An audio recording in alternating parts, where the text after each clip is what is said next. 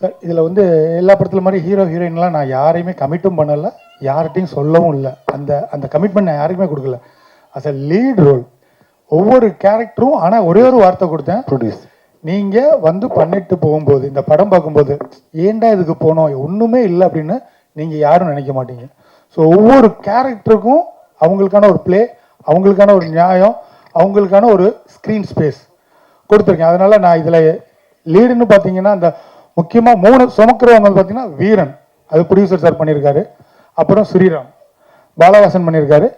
அப்புறம் அன்பு, அது வந்து ஸ்ரீதேவி பண்ணியிருக்காரு. இவங்க 3 பேருக்குள்ளே தான் மற்ற எல்லாருமே வருவாங்க. ஸோ இப்படி தான் இந்த படம் டோட்டலாகவே போகுது. ப்ரொடியூசர் சார், இது புது தொழில், புது இது எப்படி இருந்தது உங்கள் அனுபவம்? இதில் நான் என்னத்தை கற்றுக்கிட்டீங்க? கண்டிப்பாக சார். அதாவது ஆல்ரெடி வந்து நான் வந்து கிரீஸ் அப்படின்னு சொல்லி ஆட்டோ ஷோரூம் வச்சுருக்கேன். இந்த ஃபீல்டுக்குள்ளே வரும்போது அது எனக்கு ஒரு புதுசாக இருந்துச்சு. ஆனால் எப்படி சொல்கிறது, மதுரையில் நிறைய இடத்துல நான் சின்ன பிள்ளையில் இருக்கும்போது படம் நிறையா எடுப்பாங்க, போய் வேடிக்கை பார்ப்பேன். இப்போ படம் எடுக்கிறாங்களே, இப்போ நடிக்கிறாங்களே, நம்மளால் நடிக்க முடியாத ஒரு சின்ன ஏக்கம் சின்ன வயதுலேருந்தே இருக்குது. அதை டைரக்டர் சார் மூலம் வந்து நிறைவேற்றிருக்கேன் இன்னைக்கு. அதே எனக்கு ஒரு பெரிய சந்தோஷம் சார். சிறகடிக்க ஆசை நீங்கள் தான் அதில் ஹீரோவாக பெரிய கேரக்டர் பண்ணிட்டுருங்க, அண்ணன் கேரக்டரு. அதாவது ஒரு ஸ்டுடியோக்குள்ளே கிட்டத்தட்ட 3 வருஷமாக பெரிய ஹிட்டு சீரியல். இப்போ முறையாக மதுரைக்கு போய் பெரிய திரையில் நடிக்கிறீங்க. அந்த அனுபவம் எப்படி இருக்குது? First time sir. நான் இதுக்கு முன்னாடி மதுரைக்கு போனதே இல்லை. சபரிமலைக்கு மாலை போட்டப்போ ஒரு தடவை மீனாட்சி கோயிலுக்கு கூப்பிட்டு போய் இதான் கோயில் உள்ளே சுற்றி காமிச்சு கூப்பிட்டு வந்துட்டாங்க. அதுக்கப்புறம் ஒரு 10 வருஷம் கழிச்சு இப்போ தான் ஷூட்டிங் எங்கேன்னு கேட்டேன், மதுரையிலன்னு சொல்லி சொன்னாங்க. ஆக்சுவலாக எனக்குள்ளேயே ஒரு ஆத்மார்த்தமான ஆசை என்னென்னா, இந்த தொழில் சார்ந்து நான் பல ஊர்களுக்கு ட்ராவல் பண்ணது எனக்குள்ளே ஒரு ஆசை இருக்குது. ஸோ அது விஷயமாகவே கூப்பிடும்போது, இன்னொன்று நான் இப்போ ஒரு 10 படம் நடிச்சிருக்கேன். இந்த 10 படத்துலேயே என்ன ரொம்ப நல்லா தாங்குனாங்கன்னு சொன்னால் அது உண்மையிலே இந்த படத்தில் தான். எனக்கு உண்மையிலேயே நான் ஒரு ஆர்டிஸ்டாக என்னை ஒரு நல்லா ஃபீல் பண்ண வச்ச தாங்கின படம்னு பார்த்தீங்கன்னா அந்த பெருமையும் அந்த வாழ்த்துக்களும் சாருக்கு என்னைக்கு இருக்கணும். யாசத்தை ஒன்று கேள்வி கேட்கலையா சார்? படத்தோட டைட்டிலில் வந்து சூப்பர்னு முதல் லெட்டரில் புல்லட் இருக்குது, இன்னொரு இதில் வேல் இருக்குது. வீரன்றவர் வந்து புல்லட்டில் தான் வருவாரா? அதுக்கான அர்த்தம் தான் நீங்கள் சொன்னது தான். வேல் எதை குறிக்குது சார்?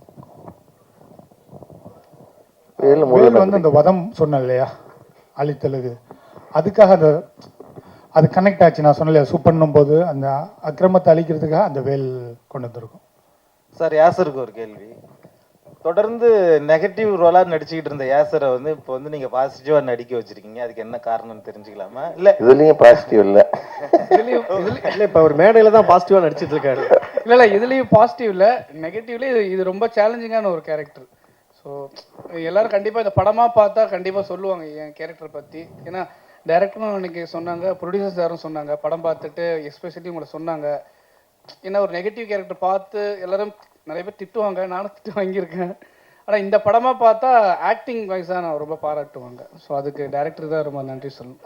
குகன் சார், படம் எடுக்கிறது ஈஸி, ரிலீஸ் பண்ணுறது ரொம்ப கஷ்டம். இந்த சவாலை அதுவும் இந்த வருஷத்துலேயே ரிலீஸ் பண்ண போகிறீங்க, எப்படி இதை வந்து சமாளிக்க போகிறீங்க? ஏன்னா பெரிய படம் ஒரு நாளைக்கு நீங்கள் 13 படம் 12 படம் வருது. அந்த கூட்டத்தில் எப்படி நீங்கள் இதை ரிலீஸ் பண்ண போகிறீங்க? அதுக்கான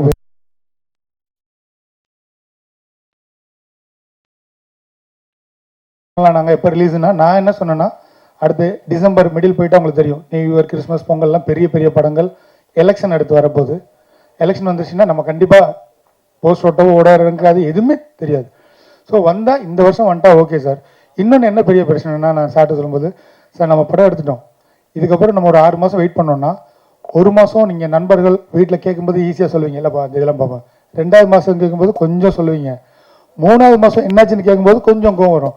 6வது ஒடுங்கப்பான்றீங்கன்னா இது டோட்டலாகவே இதாயிரும் சார், நம்ம இப்போ இருக்க ஹாப்பிலே போயிடுவோம், பார்த்துடலாம் சார்னு சொல்லியிருக்கோம். ஸோ சின்ன சின்ன நம்பிக்கைகள் தானே. எப்படி நீங்கள் கேட்ட மதுரை டு தேனி பண்ணும்போது முதல் நாள் தான் சென்சார் ஆச்சு, 8 தேட்டர் தான் கிடச்சிச்சு, மக்களுக்கு பிடிச்சதுனால வேறு மாதிரி ஆச்சு. மக்களுக்கு பிடிச்சா கொண்டு போயிடுவாங்கன்ற ஒரு பெரிய நம்பிக்கை உண்டு சார். அது போக அந்த இதில் ஒன்று சொன்னேன், கமல் சார் படம் வந்துச்சு ஒன்று போல ஒன்று, கமல் சாரோட போட்டியானு உச்சி மலைக்கு ஏறி வந்துட்டேன், குதிச்சா தப்பிக்கிறதுக்கு சின்ன சோர்ஸ் இருக்கும், ரிட்டர்ன் ஆனால் எத்தனை வருஷம் ஆகணும்னு தெரியாது, அதனால நான் குதிக்கிறேன்னு சொன்னேன் போட்டியா. அது மக்கள் கேட்குறாங்க. அதே மாதிரி தான் சார் இப்போயும் நாங்கள் ஒரு ரிஸ்க் எடுத்திருக்கோம்.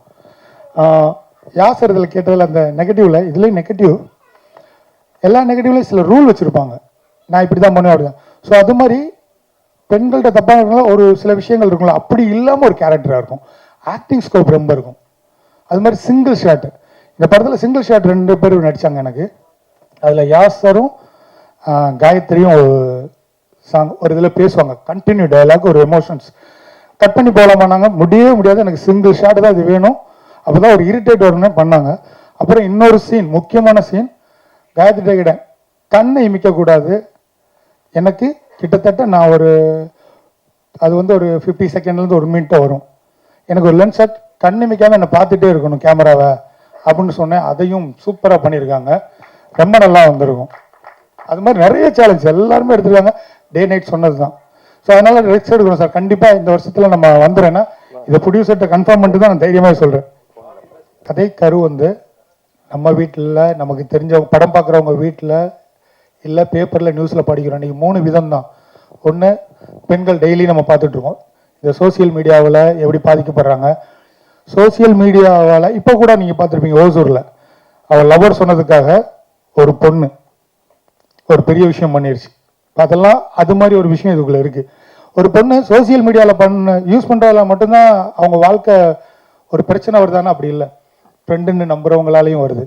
அதை சொல்லியிருக்கோம். இன்னொரு கேரக்டர் பார்த்தீங்கன்னா, நம்ம நிறைய பேருக்கு வந்து நம்ம கடன் கொடுத்துருப்போம், சிலதுக்கு நண்பருக்காக பண்ணியிருப்போம், அப்படி பாதிக்கப்பட்ட ஒரு நபர். இன்னொருத்தர் பார்த்தீங்கன்னா அவங்க வீட்டில் ஒரு பிரச்சனை, இதெல்லாம் எங்கே வந்து நிற்கும்னா ஒரு புல்லட்டில். வீரன் அப்படின்னு ஒருத்தன் இருப்பான், அவனை யாராலையும் தொட முடியாது, அவனோட ஒரு தம்பி, அந்த தம்பி ஒரு சின்ன விஷயம் பண்ணும்போது தொட முடியாது இல்லையா. இப்போ என்ன பண்ணலான்னா, இப்போ நேராக போனால் வீரன்ட்ட, வீரனோட அந்த புல்லட் தான் அந்த அதிகாரத்தோட அடையாளம். இப்போ இந்த 3 பேர் ஊரை விட்டு காலி பண்ணி வர்றவர், வீட்டில் ஒரு பிரச்சனைக்காக நியாயம் கேட்குறவர், இவங்க எல்லாம் போய் இந்த புல்லட்டில் நிற்பாங்க. ஸோ கிளைமேக்ஸ் அந்த புல்லட்டை வச்சு தான் முடிச்சிருக்கும். ஸோ இது ஒரு சோசியல் காஸ்ட் அந்த இது இருக்கும். இது எல்லாம் மிக்ஸ்டு தான் இந்த சுப்பன். அதுதான் நான் சொன்ன மாதிரி தீய எண்ணம் கொண்ட எல்லாருமே அரக்கர்கள் தான். அந்த அரக்கரை அழிக்கிறது ஒரு விஷயம் இருக்கு இல்லையா, சூரசம்ஹாரம் மாதிரி. இதில் அப்படிதான் ரிவெஞ்ச் தான் எடுத்திருக்கோம். இது ஒரு பேசிக்காக சென்டிமெண்ட் இருக்கும், ரிவெஞ்ச் இருக்கும். ஒரு தாயை காப்பாற்றுறதுக்கு ஒருத்தன் எந்த ஸ்டேஜ் வரைக்கும் போகலாம், போகக்கூடாது. ஒருத்தன் தன்னை கூட பிறந்தவங்களுக்காக என்னென்னலாம் பண்ணலாம், எதுக்கு ரெடியாக இருக்கான், ஒரு குடும்பம் எங்கே ஒரு ரிவெஞ்ச் எடுக்குது, இந்த மாதிரி சில விஷயங்கள் இதில் இருக்குது சார். இது எல்லாமே மிக்ஸ்டாக இருக்கும். ஸோ கண்டிப்பாக sentiments as a revenge actions இருக்கும். நீங்களே பார்த்துருப்பீங்க ட்ரெய்லர். இதுதான் இதோட கதை.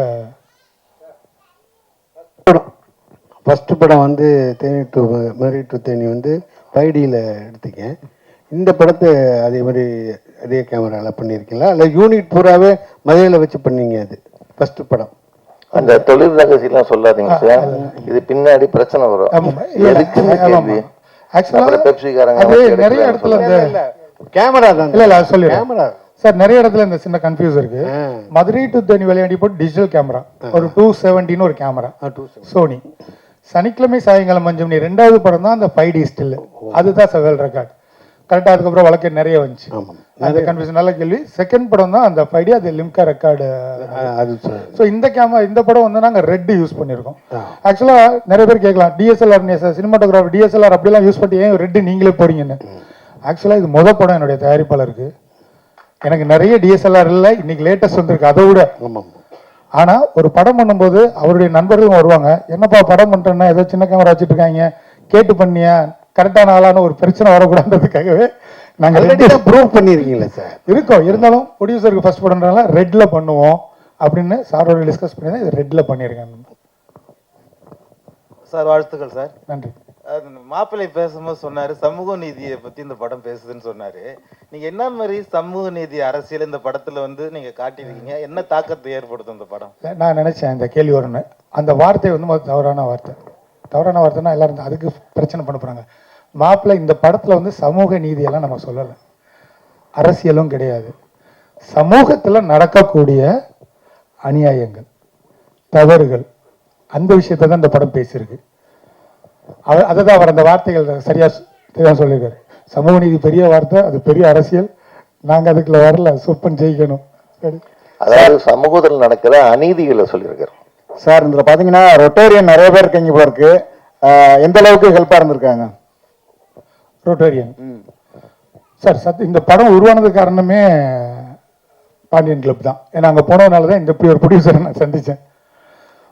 இப்போயும் பார்த்தீங்கன்னா இந்த படம் நான் ஃபர்ஸ்ட் காப்பி காமிச்சேன். சார் கூட நிறைய ரோட்டரி மெம்பர்ஸ் இன்னும் சில பேர் பார்த்து சில கருத்துக்கள்லாம் சொல்லியிருக்காங்க. இப்போ ரிலீஸ் அப்போவும் எங்களுக்கு ஒரு பேக் போனாக இருக்கதா ஃபுல் சப்போர்ட் ஒவ்வொரு ஊர்லேயுமே அவங்க இந்த படத்தை கொண்டு போகிறதா சொல்லியிருக்காங்க. காயத்ரி, மற்ற படத்துல எல்லாம் அமைதியாக வருவீங்க போவீங்க, ஆனால் இதில் பயங்கர சந்தோஷமா பேசுறீங்க, என்ன காரணம்? சார் நான் ஆமாம், ஒன்று என்னோட சாங் சூப்பராக வந்திருக்கு, கரெக்ட். இன்னொன்று வெரி சாரி சார், பட் நான் அமைதியாக வந்து என்னைக்கு சார் பேசியிருக்கேன்? என்ன ஆக்சுவலி எல்லாரும் என்னை திருப்பி தான் கேட்பாங்க. எல்லா ப்ரெஸ் மீட்லேயும் படத்தில் இருக்கிற எல்லாரை விடையும் நீ தான் அதிகமாக பேசுகிறேன்னு தான் எனக்கு யூஸ்வலாக கேள்வியே வரும். நீ தான் ரொம்ப பேசுகிற அப்படின்ற ஒரு அது அது செல்லமாக தான் சொல்லுவாங்க, not as a complaint. But உண்மையாக சொல்கிறேன் சார், நான் அமைதியாக இருந்து நானே பார்த்ததில்லை, என்னோட அம்மாவும் பார்த்ததில்லை. நீங்கள் எப்போ சார் பார்த்தீங்க? நான் இன்னைக்கு தான் பார்க்குறேன். அதனால இருக்கலாம். இல்லை, அந்த ஃபங்க்ஷனுக்குலாம் பாலன் வந்ததில்லை. அது மாதிரி சிவானி சொன்ன உடனே 2 பாடலையும் அப்படியே மேடையில் பாடினீங்க, எப்படி மேடம்? சார் ஒரே நிமிஷம், நான் அது சொல்லுவாங்க என்னென்னா, ஆக்சுவலாக ஒரு முக்கியமான விஷயம் நான் பேசினது மறந்தேன். இதில் வந்து இப்போ நீங்கள் பார்த்த பாட்டு வந்து என்ன ரகுநந்தன் சார் பண்ணி கொடுத்தாரு எங்களுக்காக. மீதி டோட்டல் படத்தோட மியூசிக் உள்ள வர மாண்டேஜ் சாங், அது வேறு நம்ம பிஆர் சொல்லும்போது பிட் சாங்ன்ட்டாங்க, அது வேறு நானே சிரித்தேன், ஆத்தாடி இந்த வார்த்தையான்னு. மாண்டேஜ் சாங்ஸ் வந்து மற்ற எல்லாமே பண்ணியிருக்காரு.